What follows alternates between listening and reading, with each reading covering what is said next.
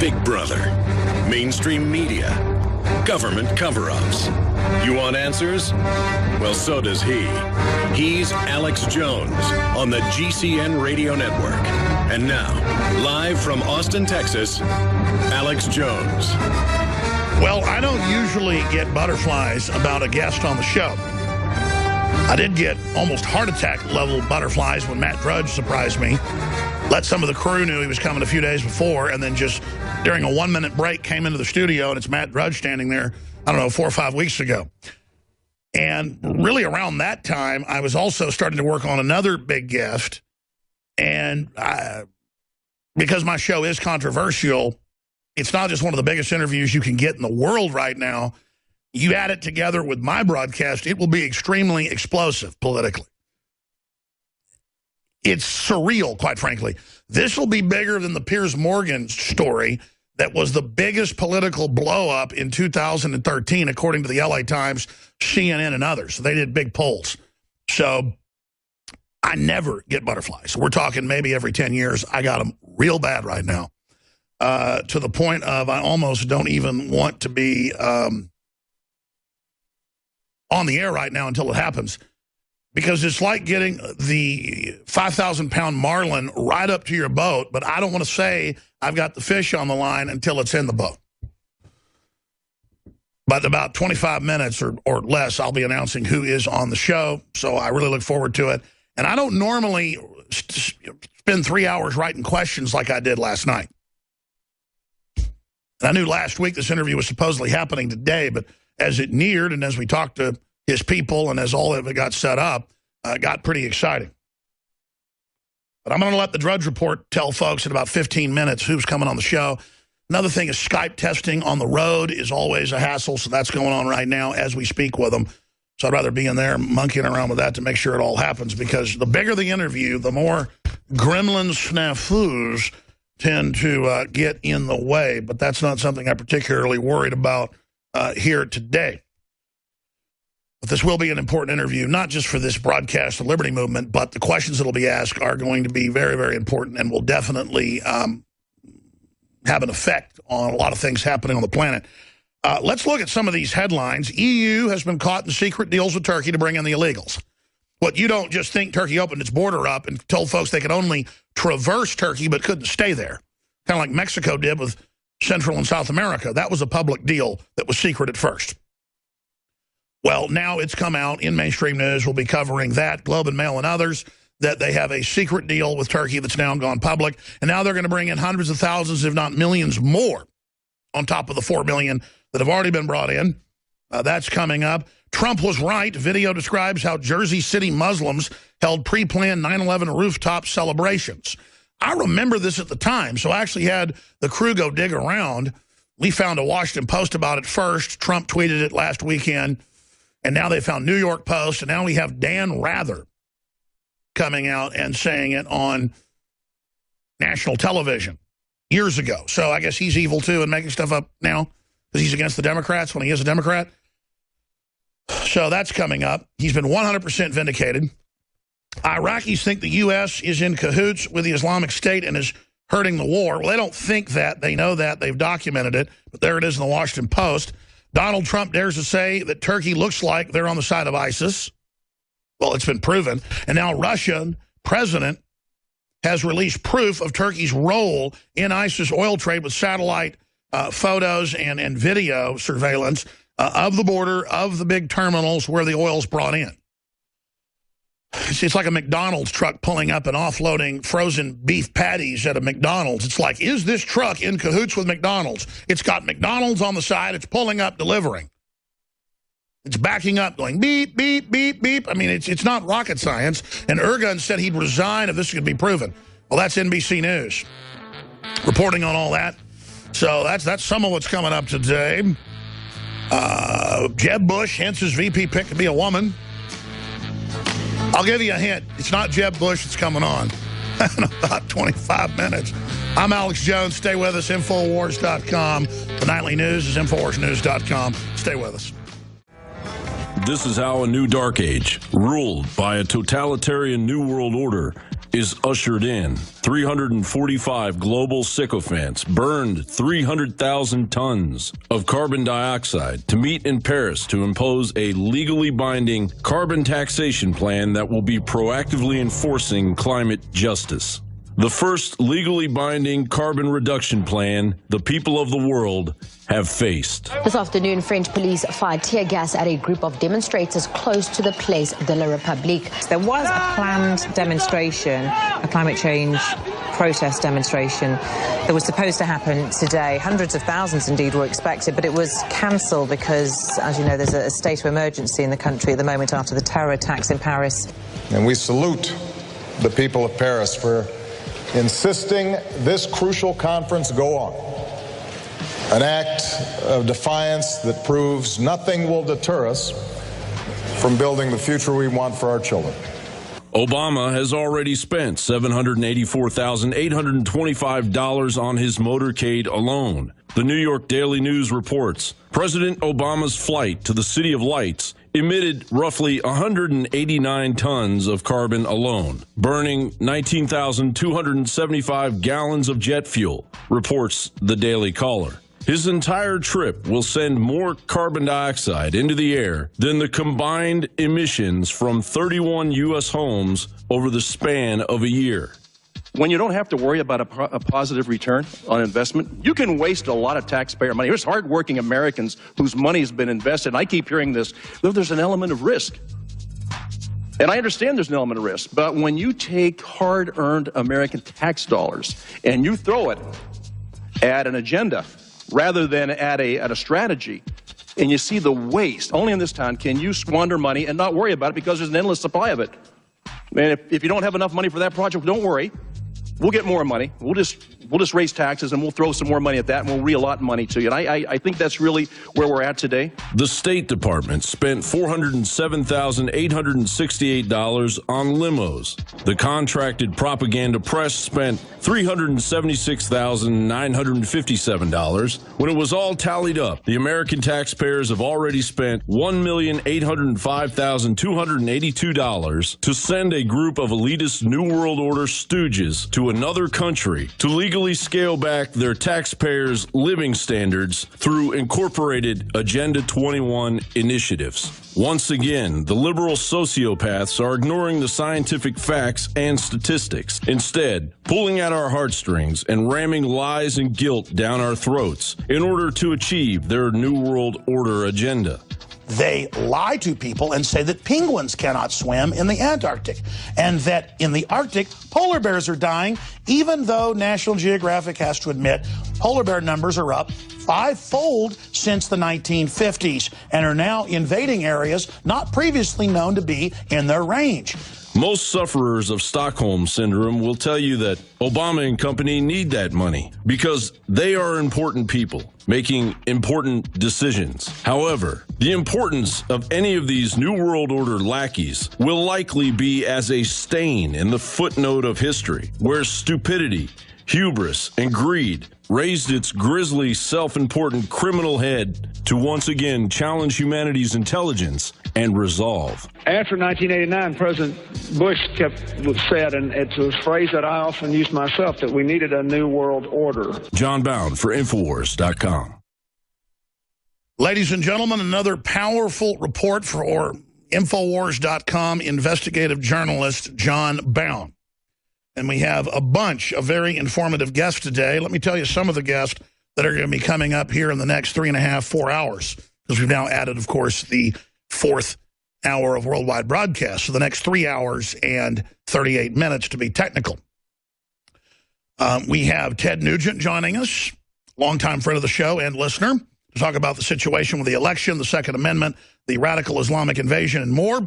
Lord Monckton will join us from Science and Public Policy for Infowars.com, reporting from Paris, France, inside the Global Government Conference, the most attended conference in history by world leaders.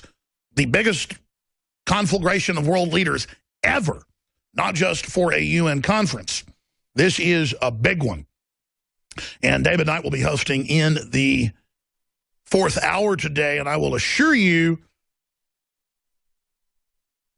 He will be talking about the guest we have joining us in about 17 minutes from now. That will be the 4th hour. We'll be re-airing parts of the interview and obviously covering news coverage of the interview that is coming up. And at the start of the next segment, I will tell you, well, I will direct you to drudgereport.com here in the next 6-7 minutes with a link that will take you to the audio and video feed where you can obviously see and hear that interview and share that link with friends and family so they can tune in and hear what's talked about, because it's not just going to be a big interview because this person's basically the biggest interview you can get in the world right now.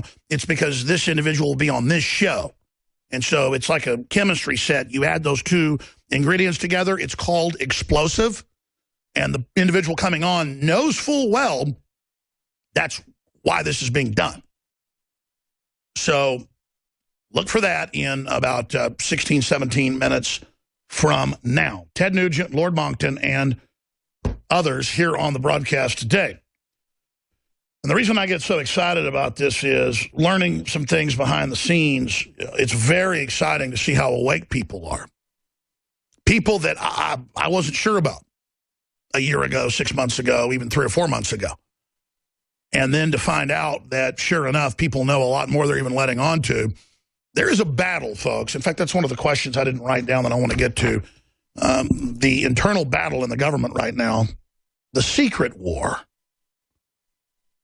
for the heart of America that's going on. There are a lot of good people in the government and in the media who do not want to destroy the country and be slaves.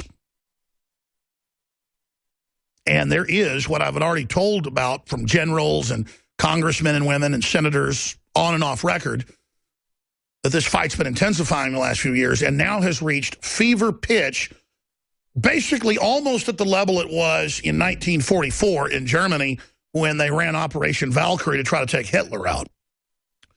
But this war is not being run with plastic explosives, with members of the general staff trying to blow Hitler up.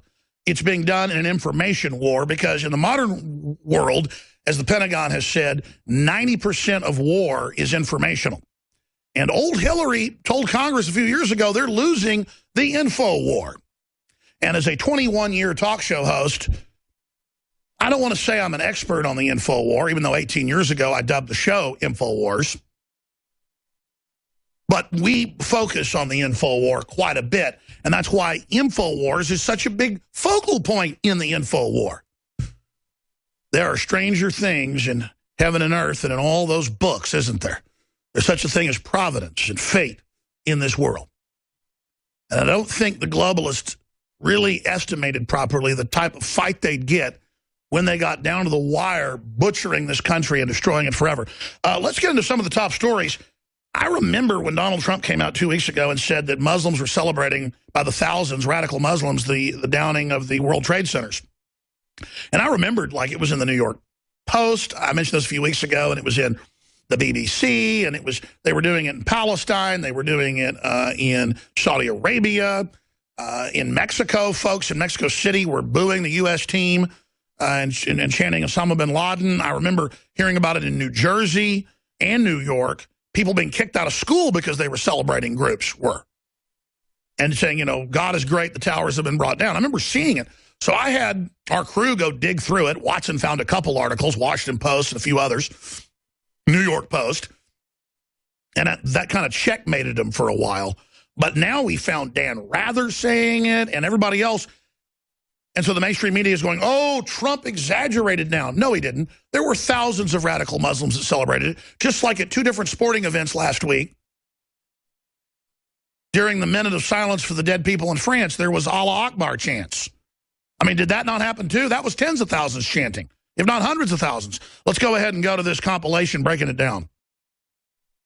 Did you guys know that they were dancing in the streets of Patterson? They were all dancing in the streets. My brother worked there. He was driving home and he saw people dancing in the streets. There's another apartment building, one that investigators told me, quote, is swarming with suspects.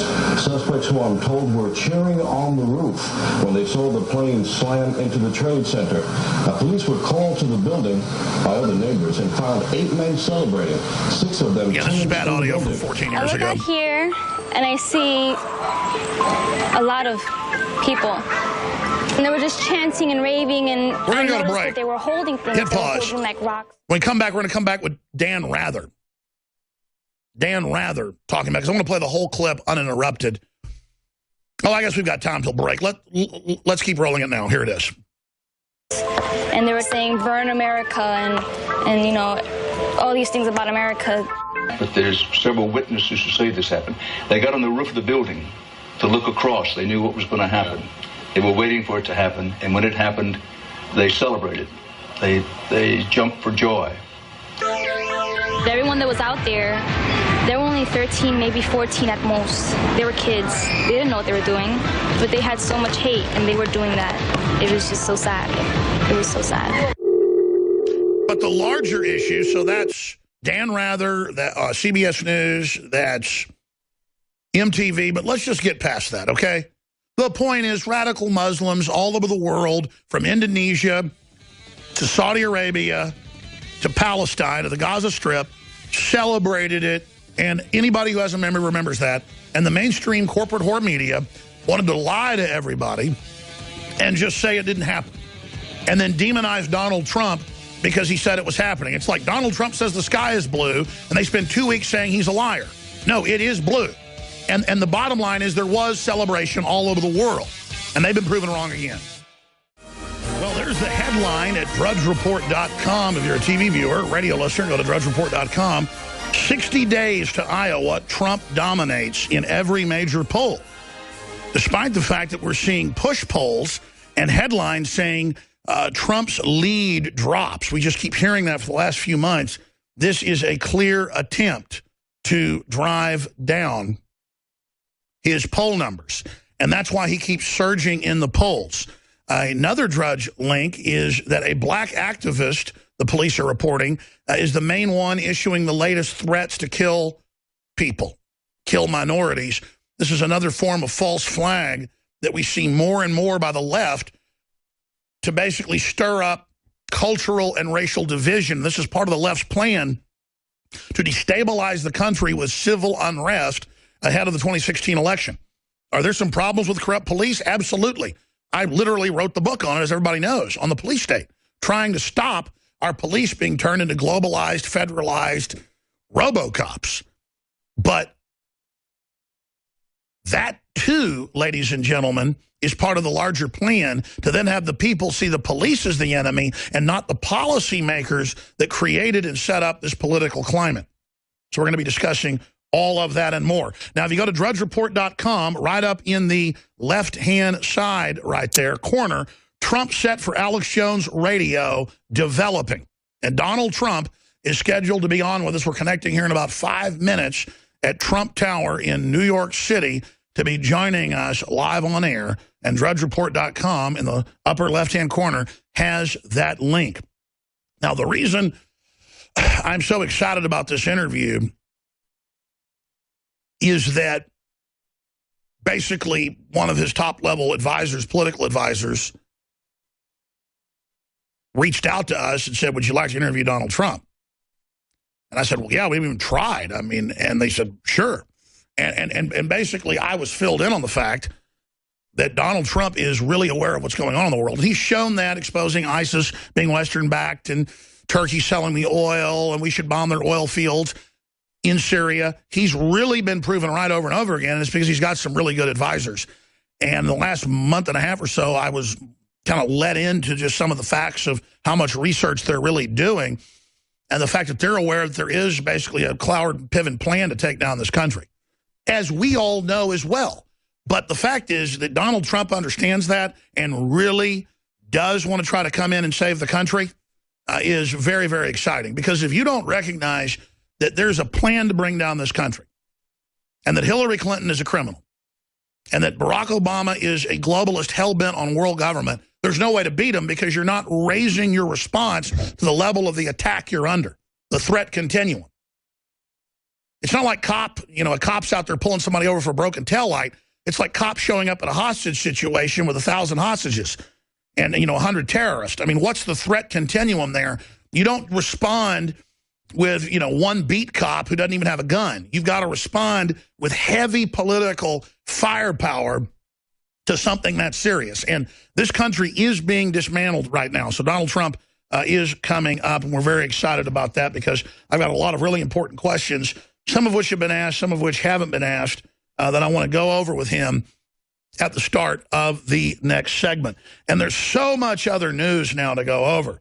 But this is the day now that the Dan Rather video's out. All these newspaper articles are out saying that radical Muslims celebrated not just in New Jersey, but New York and in the West Bank by Israel and so many other places. We know radical Islamists celebrated a few weeks ago at 2 different soccer teams during the Minute of Silence, booing the dead. Booing the dead and saying Allah Akbar in the Minute of Silence. And so the mainstream apologist media wants to cover this up and act like it didn't happen. I mean, what are they going to say? If Trump comes out and says it's wrong to say Allah Akbar during a Minute of Silence for people that are killed at the Paris attacks, 130-something, are they going to say that didn't happen? Because this is what they do. Even when he links to a New York Post article from a few days after 9/11, they say, oh, that doesn't matter, you're still wrong. Well, you know what? That's why mainstream media is so dead. That's why they're falling apart, they're collapsing, they're pathetic. They really are a joke. And that's not rhetoric. These people are sickening, lying, discredited jokes 9 times out of 10 now. There are still some people in mainstream media that do a pretty good job. But looks like that lady at CBS who exposed Fast and Furious. The White House shipping all those guns to Mexico to blame the Second Amendment. They ran her out of CBS News when she broke that. She had to fight to get it out there. So real journalists get targeted in this country. It's like the top French meteorologist came out and said global warming being man-made's a fraud. They fired him. These people are totalitarians, folks, and they want to shut up our free speech. They want to shut this country down. And Donald Trump is standing up against it. Well, we had Matt Drudge about a month ago in studio. Only does an interview every 3-4 years. And I thought that got me excited. But I'm telling you, Donald Trump is our guest, ladies and gentlemen, for the next 30 minutes or so. And obviously, he is a maverick. He's an original. He tells it like it is.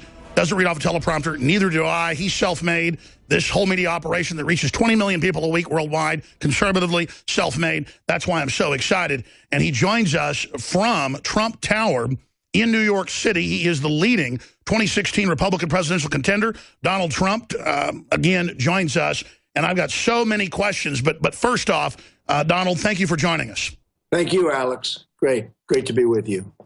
I've got so many questions, but you are vindicated. This has got to be the 50th time the last 6 months on the radical Muslims celebrating, not just in New Jersey, but New York, Palestine, all over. What do you have to say? They're still attacking you, though we've got Dan Rather on video. We've got New York Post. We've got Washington Post. We've got, I mean, what's going on here?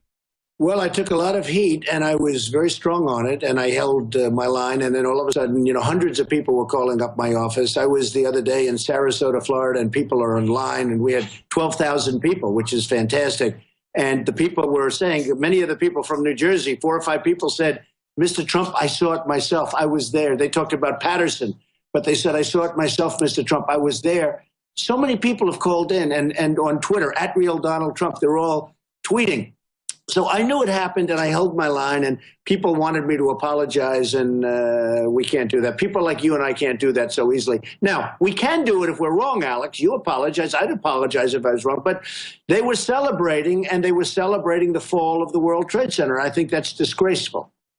It is, and that same week you were reporting on that fact, we had 2 different international football games, soccer games, with the Turkish fans and others during the moment of silence for the dead people in Paris, chanting Allah Akbar and booing. So did that not happen too? Well, that happened, and everybody saw it. That was a week ago, and the players were out on the field, and they couldn't believe it. They were embarrassed. They didn't know what to do. The coach and the managers, they all apologized, but it happened. Look, we have to deal with reality. And, it all started because they said we need surveillance. We need proper surveillance. We have people that truly are evil, and they're coming from someplace, and sort of where they're coming from, at least the vicinity. And I said, we need proper surveillance, whether it's a mosque or any place else. We have to be surveilled, and we have to see what's coming at us, because we're not going to have a country anymore. Between the weak borders that we have, the pathetic and weak borders where politicians are afraid to do anything about it, between all of what's happening with radical, you look at what's going on. You have a president that doesn't even want to talk about the radical Muslim stuff. He doesn't want to mention the word. He doesn't want to say it. But you look at what's happening where we have a president that's over there celebrating global warming and trying to get everybody excited about global warming, like that's our number one problem. He considers that to be our number one problem. And our number one problem is what's going on where they want to blow up our cities and they want to blow up our country. That's our number one problem. And then our number two problem is Crippled America, your number one New York Times bestseller. We're going to talk about that in a few minutes, but let's continue with the number one problem, and I agree with you. It's now in mainstream news, Associated Press and others are reporting that it's a secret deal with Turkey, with the Germans, with Merkel, the admitted socialist, to bring in millions of radical Islamists. They admit almost all of them are Sunni that basically invaded Syria. They're getting their butt kicked by the Russians, so now they want to flee up to the north into Turkey. You said months ago, bomb the oil of ISIS, and the mainstream media laughed because you said the sky was blue again. Now the Pentagon says that's the right thing to do. And now you've come out saying, quote, it looks like that Turkey's on the side of ISIS, close quote. Well, that the next day, the Russians released satellite photos documenting that there are literally thousands of trucks coming up to the border at these huge terminals connected to Erdogan, the president's son, making billions of dollars total off of this. Again, you're in trouble for saying the sky is blue. Well, I was right about that. I was right in saying in a book that I wrote, you covered it really nicely, I appreciate it, but I wrote a very political book years ago in the year 2000, The America We Deserve, and I said in that book that we better be careful with this guy named Osama bin Laden. I mean, I really study this stuff. I really find it very interesting, and even though I'm a businessman, I find it, I've always have been involved in politics. I said, we better be careful with Osama bin Laden. There's a guy named Osama bin Laden. Nobody really knew who he was, but he was nasty. He was saying really nasty things about our country and what he wants to do to it. And I wrote in the book, 2000, 2 years before the World Trade Center came down, I talked about Osama bin Laden. You better take him out. I said, he's going to crawl under a rock. You better take him out. And now people are seeing that. They're saying, Trump predicted Osama bin Laden, which actually is true. And then 2 years later, a year and a half later, he knocked down the World Trade Center. And I talked about terrorism and that was before terrorism as we know it today. I said, we better be careful. That's going to happen. It's going to be a big thing. And it certainly is a big thing. So with the oil, and I'm glad you brought it up, but as you know, for 3 years, I've been saying you better take out the oil because if you don't take the oil, it's going to be a problem. So we shouldn't have been in Iraq. But once we got there, the way we came out was horrible. And I said, take the oil. Then we didn't take the oil, so ISIS got the oil, and as you know, Iran is getting the oil, because Iran is going to take over all of Iraq. We made one of the worst deals in the history of our world when we gave them $150 billion, and virtually we gave them keys to nuclear weapons. One of the Mr. Trump, I hate to interrupt you. You are the leading presidential frontrunner with the Republicans gaining a huge lead as you don't back down. But I've got to just back you up again because the more I research what you've actually said and done, it's amazing. You were the only leading American figure who openly said do not go to war in Iraq. They had almost, 90% votes in Congress for it, bipartisan. You said don't do it. Iran will take over. You said, I mean, look, you can say that today, and everybody can say that, but you said that in 2001, 2002, 2003, when it was very unpopular because you'd done your research and had good advisors. How did you know that when almost no one else did? Well, first of all, I'm the most militaristic person there is. I'm going to build if I win, I'm going to make our military so strong, so powerful that nobody's going to mess with us. We're going to take care of our vets and all of that. But I have to tell you, you have to know if you're going to go to war, you have to do it properly and you have to know what to do. I viewed it as this. Iran and Iraq were the same in terms of strength. And they're constantly fighting. That's all they do is they fight, right? They go to war all the time and they'd move 10 feet left, 10 feet right, 10 feet left, then they'd rest. And then they'd start it again 4 years later. This has been gone on for forever. And this is the way it is. I said, if you take out Iran or if you take out Iraq, either one, you're going to destabilize the Middle East. Well, we took out Iraq. And by the way, Iraq has the second largest oil reserves in the world. People don't even know that. So we gave, incredible. We took out Iraq. I said, you're going to destabilize. Well, and I said, and you'll know this, and you know this, and I appreciate what you just said, then Iran is going to come in and Iran is going to take over Iraq. And they're just taking it over right now. As we speak, they're taking it over. Iran is running Iraq, and very soon will be virtually going to be totally running Iraq, especially after all of the deal we just made, which is the worst. So I said, keep the oil. And I said, if you're going to leave, you shouldn't have gone in, but they should have left soldiers behind, like 20,000 or a certain number of soldiers. But if you're going to leave, take the oil. And I've said it. Then they left, they didn't take the oil. So ISIS got the oil, Iran is getting the oil, everybody's getting everything but us. So we lost thousands of soldiers. We spent $2 trillion in Iraq. We have wounded warriors who I love all over the place. And what do we get out of it, Alex? We get nothing. We had nothing. So, no, the French and the Germans are getting the oil, and the Iranians are getting the oil. And you know who the #1 customer for the oil is? Guess what? China. That's right. How smart is China? They outsmart us on every level militarily. They outsmart us on trade. Like, we have a $450 billion trade deficit with China. Let me ask you this. You're a top business guy, on your own from nothing. How did China get 97% of rare earth minerals in the world? How is the United States or nobody else even trying to get rare earth minerals when it's what goes in the smartphones, the computers, trillions is made a year? How did we just give them the global market in that? That's crazy. Well, what a lot of people don't know, Afghanistan. Now, Afghanistan's a place we can go in because, you have Pakistan and you have nuclear weapons and a lot of things going on there. But we go into Afghanistan, we're fighting, tremendous mountains and ridges. We're fighting on one side. And you know who's got their excavators on the other side? China, taking out all the minerals. Afghanistan, nobody knew this. Afghanistan is rich with minerals, not oil, but minerals. Lithium, everything.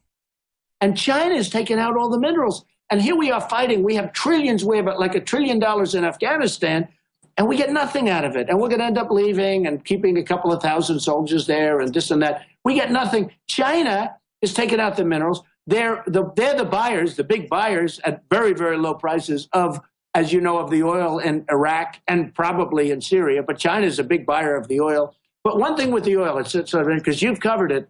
For 3 years, I've been saying hit the oil because ISIS is getting strong, and they're no JV, as the president said, and they're certainly not contained. But I said hit the oil and hit them hard.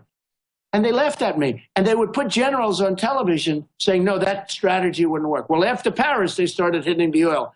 And it does work. The problem is we've given them a 2-year edge. They have billions of dollars. The Russians started hitting the oil for 1 month, and ISIS is already rolling over. So Putin is following your strategy. Vladimir Putin well. We should have done it 2 years ago, Alex. That's the only problem. Donald Trump joins us live. Can you speak to, as president, what your relationship would be with foreign leaders and what you know about Vladimir Putin? Because all I know is, why are we starting a fight with Russia when they're not doing anything to us? Right. Well, #1, and just to finish on the oil, by the way, I say hit the oil, but we should keep the oil. In other words, we should keep. We'll get ExxonMobil. They'll go in. We'll get other of our oil companies. We'll get some of the great oil companies. We bid it out. We should keep the oil. In the old days, to the victor belong the spoils, right? We don't have that. We go in, we fight a war, and we leave. We get nothing, except we get debt and we get deficit. That's all we get. I think I get along great with people. I mean, I will probably get along well with him, and if I don't, somebody else will, and who knows? He's a difficult cookie. He's tough and he's smart. I was on the show 60 Minutes with him recently. Not together. I mean, they did him and they profiled me at the same show, which was we were stablemates, right? But I think I'd get along very well with him. I think it'd do fine. Look, here's the thing. We lose with every country, and yet we don't get along with any countries. China is killing us. Everybody's killing us. China's just beating us to a pulp and trade. Japan, Mexico is killing us, and yet we don't get along with anybody.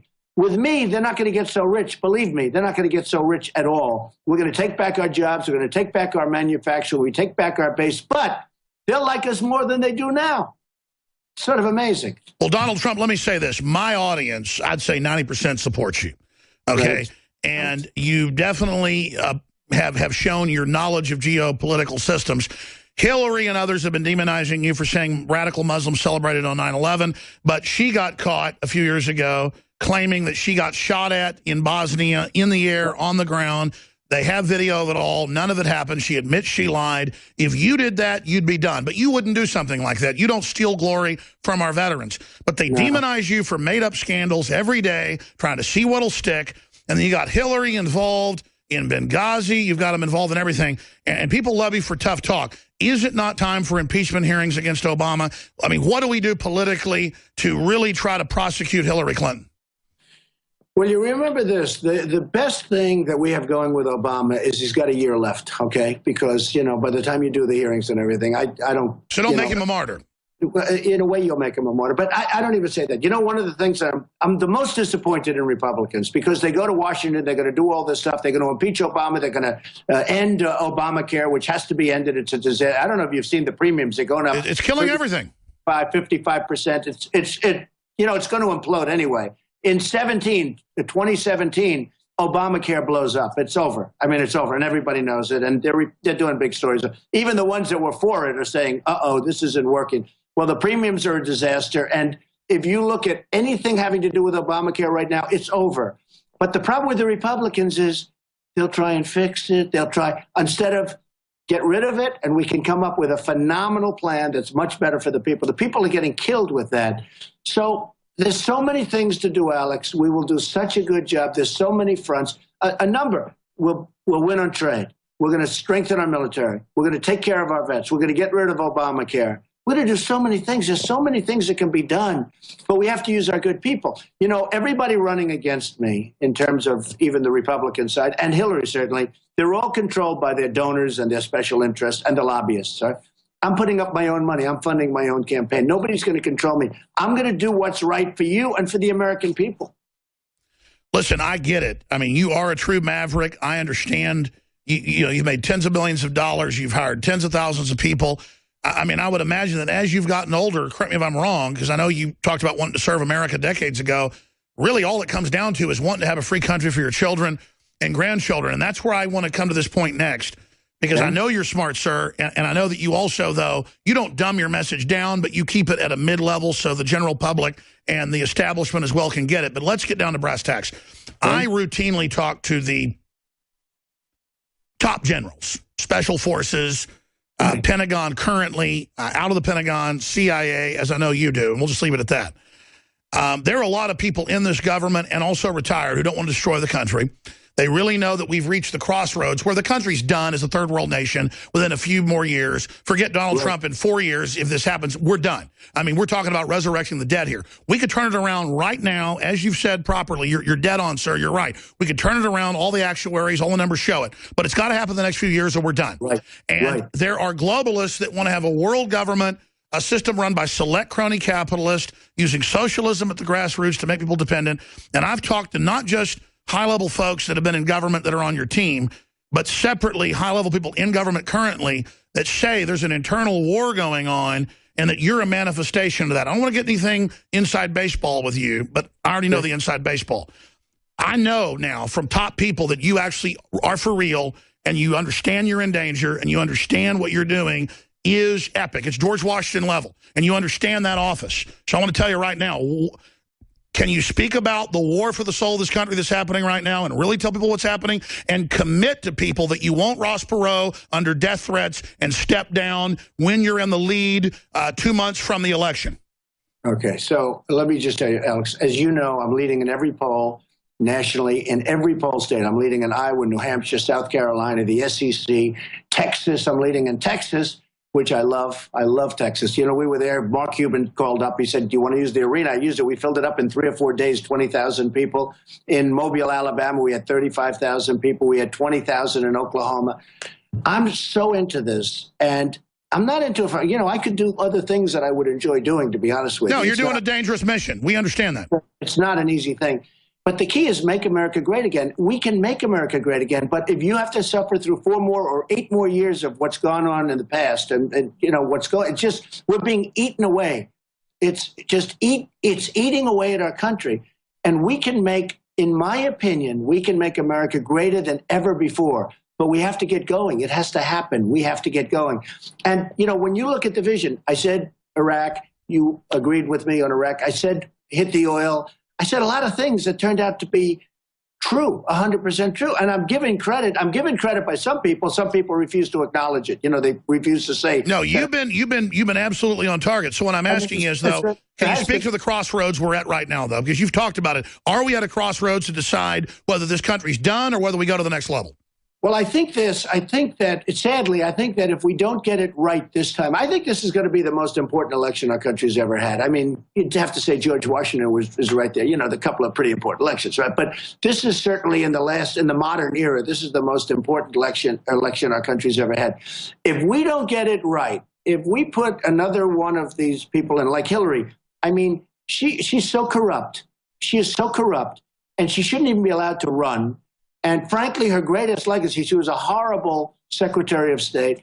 If she runs, I think her greatest legacy will be that she got out of the email scandal. That's what I think. It'll be one of the greatest jobs I've ever seen of getting out of a scandal, because General Petraeus and many others, I mean, their lives have been destroyed for doing 5% of what she did. That's right. So she shouldn't be allowed to run.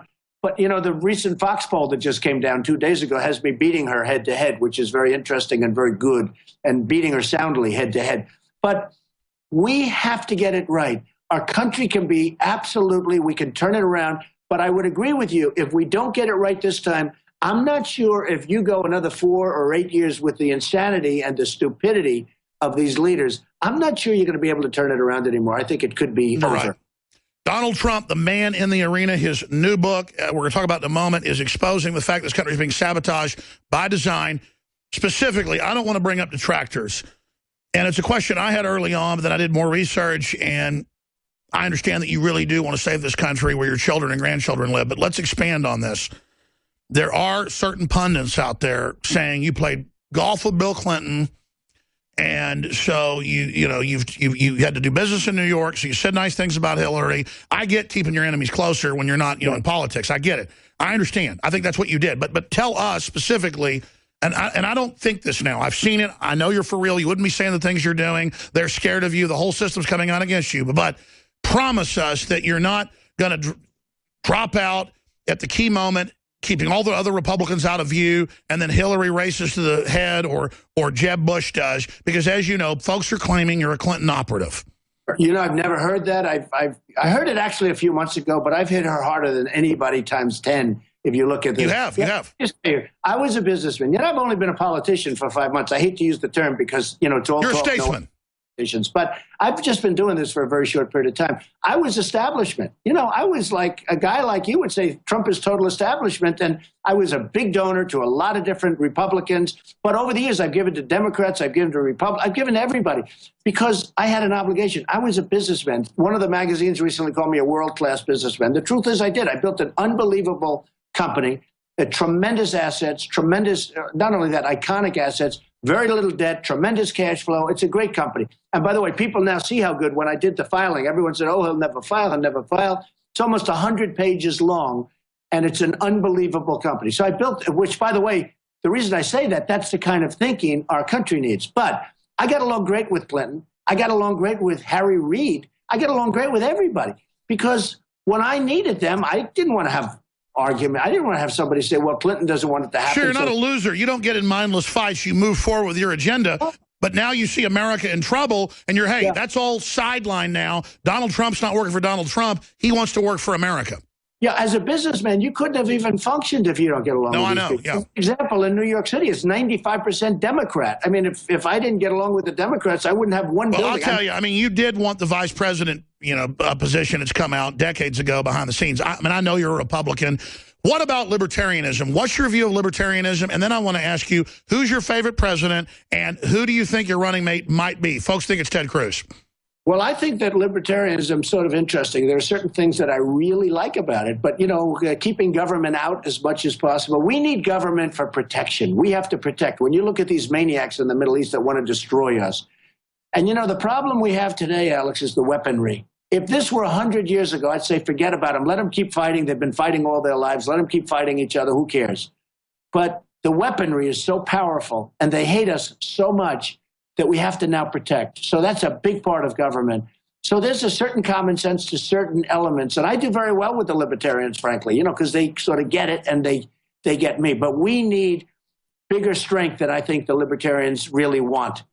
And we need it. And we have to have it. We have to have it. If we don't have it, we're not going to have a country. If we don't have borders, we're not going to have a country.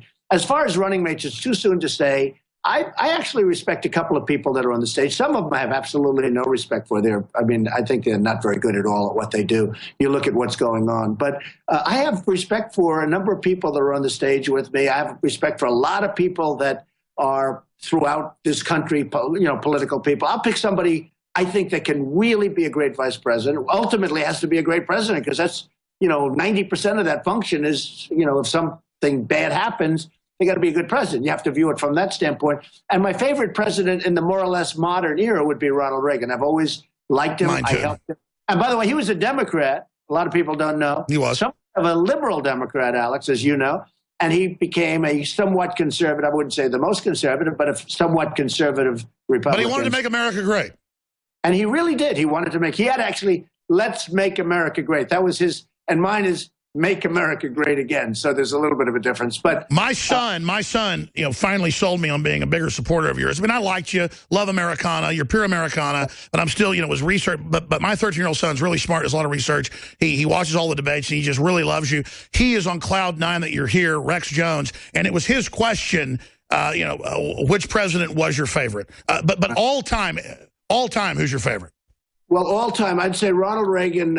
Shorter term, I would say, well, you look at Lincoln and you look at Washington. You have to go with they're the classics, right, Alex? You think in terms of the great classics, you have to go with the Lincolns and the Washingtons. I agree. As a man's man, George Washington was a badass. Yeah, that's what they say. I mean, that's what they say. They say he never told a lie. Let's hope that's true, okay? But George Washington was pretty good. But we had some great presidents. And we had some good presidents on the other side, too, in all fairness. But we will hopefully be right at the top of that list. We're going to make the country so strong, and we're going to make it financially secure. We can't owe $21 trillion because it's going to be that number. That's my final question. What type of an elite wants a Cloward and Piven bankrupt the country so socialists can run it and we all get handouts? What type of an elite is that? I mean, you've been around these people. Are they mentally ill, Donald Trump? Well, we have to make our country rich again. The other day I said to a woman, she came up to Mr. Trump, at a big rally where we had 14,000 people. And at the end, she just sees me, and I'm signing autographs and stuff. And she said, Mr. Trump, I'm voting for you 100%. But are you, this whole concept of making it rich, it sounds so crass. I said, you know what, it might sound crass, but if we don't make our nation rich again, if we don't take back our jobs from all these other countries that are ripping us, and if we don't take back our money, and if we don't, balance up our budget, at least get it damn close and soon, we're not going to have a nation anymore. We're a third world country. Donald Trump. I know you've got to go. 60-second break. I want to come back for just 3 minutes, talk about your book and your big rally in Virginia tonight. We'll be back in 70 seconds. Donald Trump, powerful interview. You got to want to be on the top. You got to want to be free, or you're going to be slaves. Donald Trump's agreed to stay a few more minutes with us, and he brought up somebody that he wanted to thank on air that I want to thank on air. He came in here a month ago. He's been on all these big shows. Just an incredible guy. I was aware of who he was, a patriot fighting communism all over the world. Tell us, Mr. Trump, about Mr. Stone, who helped get this interview set up. Well, Roger's a good guy, and he is a patriot and believes strongly in